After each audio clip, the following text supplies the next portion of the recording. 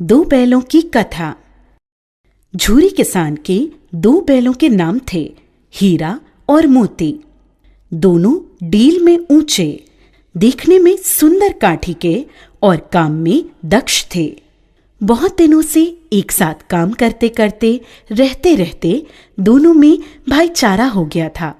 दोनों एक दूसरे को चाटकर और सूंघकर अपना प्रेम प्रकट करते। कभी कभी दोनों सींग भी मिला लिया करते थे, विग्रह के नाते नहीं, केवल विनोद के भाव से, आत्मीयता के भाव से।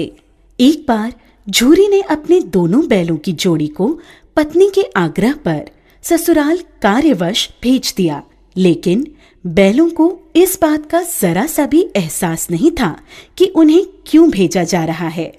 उन्होंने समझा कि उन्हें मालिक ने बेच दिया है, इसलिए रास्ते में जाते समय उन्होंने झूरी के साले गया को पूरे रास्ते खूब झकाया।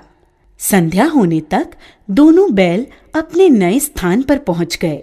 दिन भर चलने के कारण भूखे भी थे, इसलिए जब उन्हें नांद में लगाया गया तो बड़ी तेजी से खाने को उत्सुक हुए, लेकिन एक ने भी उसमें मुंह नहीं डाला।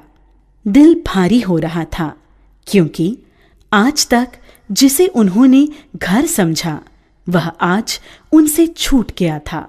यहाँ उनके लिए सब कुछ नया था।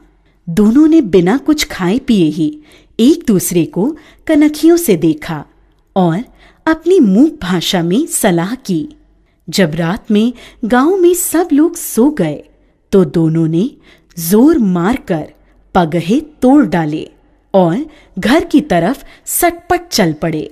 प्रातःकाल जब झूरी सोकर उठा तो अपने दोनों बैलों हीरा और मोती को दरवाजे पर देखकर स्नेह से गदगद हो उठा। दोनों बैलों की गर्दन में आधा आधा गराव लटक रहा था। घुटने तक पांव कीचड़ से भरे थे। साथ ही दोनों की आंखों में विद्रोहमय स्नेह झलक रहा था।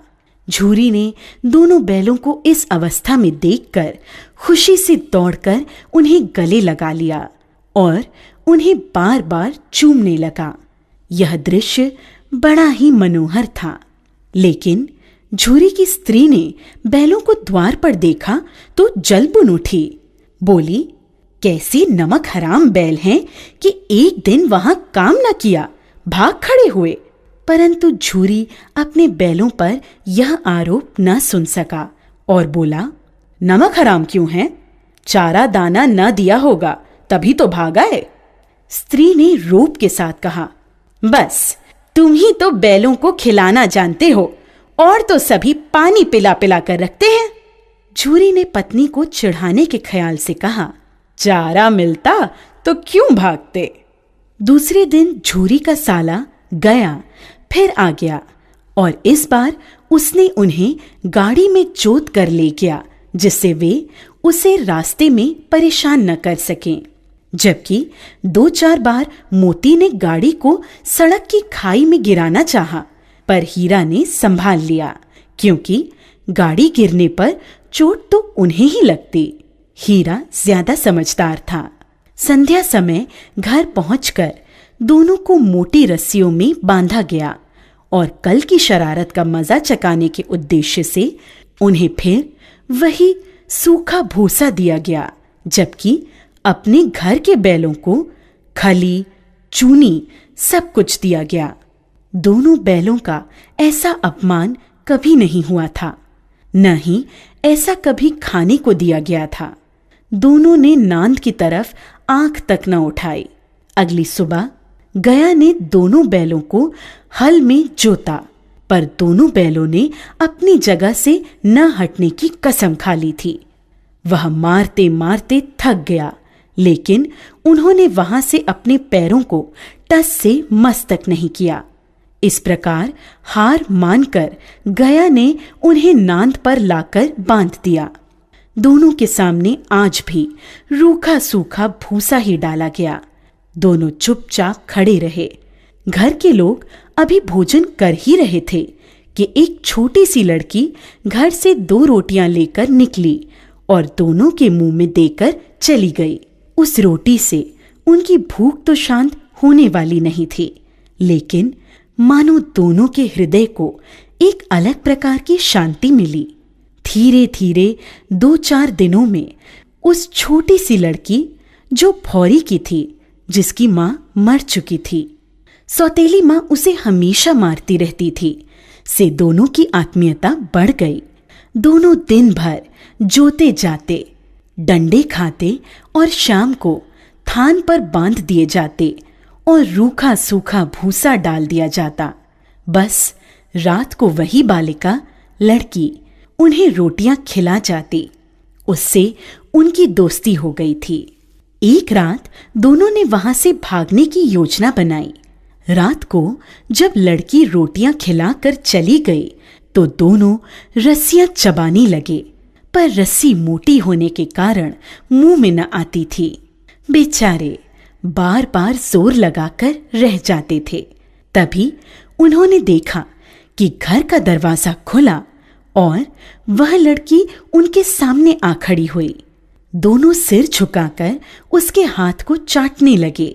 उसने दोनों के माथे पर हाथ फेरा और बोली, खोल देती हूँ तुम दोनों को, चुपके से भाग जाओ, नहीं तो यहाँ के लोग तुमसे काम करवा करवा कर मार डालेंगे। उसने दोनों के गराव खोल दिए और भागने का इशारा किया, पर दोनों चुपचाप खड़े अभी सोच रहे थे कि हमारे भागने पर इस बच्ची पर आफत न आ जाए। तभी वह चिल्ला पड़ी, दोनों फूफा वाले बैल भागे जा रहे हैं। ओ दादा, दोनों बैल भागे जा रहे हैं, जल्दी पकड़ो। यह सुनते ही दोनों वहां से भाग निकले। गया घबराकर घर से बाहर आया और भागते हुए बैलों का पीछा करने लगा। दोनों बैलों ने भागने के चक्कर में इतना भी ध्यान नहीं रखा कि वे रास्ता भूल गए थे और भूख से व्याकुल हो रहे थे। अभी उन्होंने आजादी की सांस भी पूरी तरह नहीं ली थी कि देखा, अरे यह क्या, कोई सांड दौड़ता चला आ रहा है। सांड भी हाथी की भांति विशालकाय था। उससे भागना भी कायरता ही थी। सो दोनों ने उससे सामना करना ही उचित समझा। ज्यों ही सांड हीरा पर झपटा, मोती ने पीछे से उसे दौड़ाया। सांड जब उसकी तरफ मुड़ा तो हीरा ने उसे रगेदा। इस प्रकार सांड ने झल्लाकर हीरा का अंत करने की सोची। तभी मोती ने बगल से आकर सांड की पेट में सींग भोंक दी। अचानक हमले से घबराकर सांड घायल होकर गिर पड़ा। तब दोनों मित्र विजय के नशे में उसे छोड़कर झूमते हुए आगे निकल गए। दोनों को लड़ने के कारण भूख लग रही थी। तभी उन्हें मटर का खेत सामने दिखा। मोती उसमें घुस गया। हीरा मना करता रहा, लेकिन उसने एक न सुनी। उन्होंने अभी 2-4 ग्रास खाए थे। तभी 2 आदमी लाठियां लिए दौड़ पड़े। दोनों मित्र दलदल में फंसने के कारण भाग न सके। उन आदमियों ने उन्हें पकड़कर काजी हाउस में बंद करवा दिया। जब वे काजी हाउस के अंदर पहुंचे तो देखा कि वहां कई भैंसें थीं, कई बकरियां, कई घोड़े, कई गधे, पर किसी के सामने चारा न था। सब जमीन पर मुर्दों की तरह पड़े थे। कई तो इतने कमजोर हो गए थे कि खड़े भी नहीं हो सकते थे। सारा दिन दोनों इस आस में टकटकी लगाए देखते रहे कि कोई चारा लेकर आएगा, लेकिन जब कोई नहीं आया तो हीरा के दिल में विद्रोह की ज्वाला दहक उठी। मोती से बोला, अब तो नहीं रहा जाता मोती, चलो यहां से भागने का कोई उपाय निकाला जाए। बाड़े की दीवार कच्ची थी। हीरा मजबूत तो था ही, रात का वक्त था। उसने अपने नुकीले सींग दीवार में गड़ा दिए और जोर का धक्का मारा तो मिट्टी का एक चिप्पड़ निकल आया। फिर तो उसका साहस बढ़ा और उसने दौड़ दौड़कर दीवार पर चोटें की। उसका साहस देखकर मोती ने भी उसी जगह सींग मारना प्रारंभ किया। काफी मेहनत के बाद आधी दीवार गिर गई। दीवार का गिरना था कि अधमरे से पड़े हुए सभी जानवरों में भी जान आ गई। सबसे पहले 3 घोड़ियां सरपट भागीं, फिर बकरियां निकलीं, उसके बाद भैंसें भी खिसक गईं, पर गधे अभी ज्यों के त्यों खड़े थे। मोती ने उन्हें भी सींगों से मार मार कर बाड़े से बाहर निकाल दिया और अपने मित्र हीरा के पास बैठ गया, क्योंकि हीरा मोटी रस्सी से बंधा होने के कारण भाग नहीं सकता था, इसलिए मोती भी नहीं भागा। अगले दिन बाड़े की हालत देखकर वहां के चौकीदारों ने गुस्से में आकर हीरा और मोती की जमकर पिटाई की। अब उन्हें खाने को भी कुछ नहीं दिया जाने लगा। कुछ दिन इसी तरह बिताने पर एक दिन नीलामी हुई और उसमें एक व्यापारी ने दोनों बैलों को खरीद लिया। दोनों मित्र उस व्यापारी के साथ चल दिए। चलते चलते सहसा दोनों को ऐसा मालूम हुआ कि यह परिचित राह है। हाँ, इसी रास्ते से गया उन्हें ले गया था। वही खेत, वही बाग और वही गांव मिलने लगे। प्रति क्षण उनकी चाल तेज होने लगी। सारी थकान, सारी दुर्बलता गायब हो गई। उन्हें लगा कि यहां से अब उनका घर भी पास ही है, सो उन्होंने थोड़ी और फुर्ती दिखाते हुए घर के रास्ते की तरफ भागना शुरू किया और जब तक अपने घर के थान पर नहीं पहुंच गए, रुके नहीं। व्यापारी भी उनके पीछे पीछे भागता आ रहा था। झूरी द्वार पर बैठा धूप खा रहा था और अपने बैलों के बारे में ही सोच रहा था। एकाएक उसकी नजर अपने बैलों पर पड़ी। वह खुशी से दौड़कर उनके पास पहुंचा और उन्हें बारी बारी से गले लगाने लगा। दोनों बैलों की आंखों में आनंद के आंसू बहने लगे। एक छुरी का हाथ चाट रहा था तो दूसरा उसका पैर। तभी व्यापारी आ पहुंचा। उसने छुरी से कहा, ये मेरे बैल हैं, मैं इन्हें नीलामी कराकर ला रहा हूं। अभी वह बातें कर ही रहा था कि मोती ने उसकी ओर सींग चलाया।